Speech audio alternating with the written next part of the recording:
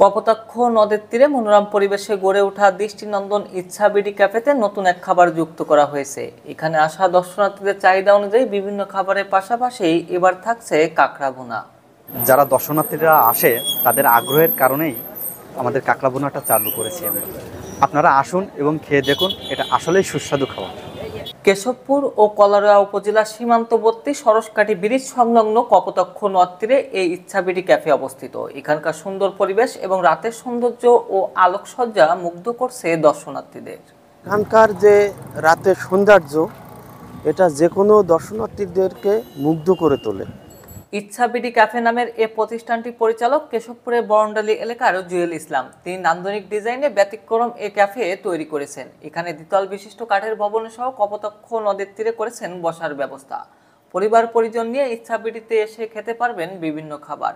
তিনি সকলকে এখানে আসার আহ্বান জানিয়েছেন। আসসালামু আলাইকুম, আমি জুয়েল ইসলাম। ইচ্ছাবিডির পক্ষ থেকে আপনাদেরকে অভিনন্দন এবং শুভেচ্ছা।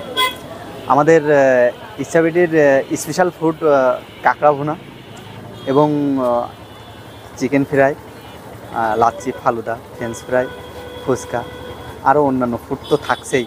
আপনারা এই কপোতাক্ষ নদীর তীরে মনোমুগ্ধকর পরিবেশে আসুন এবং আমাদের পরিবেশটাকে উপভোগ করুন। কপোতাক্ষ নদ তীরে এমন মনোরম পরিবেশে গড়ে ওঠা ইচ্ছাবিডি ক্যাফে থেকে সময় পেলে ঘুরে আসতে পারেন আপনিও।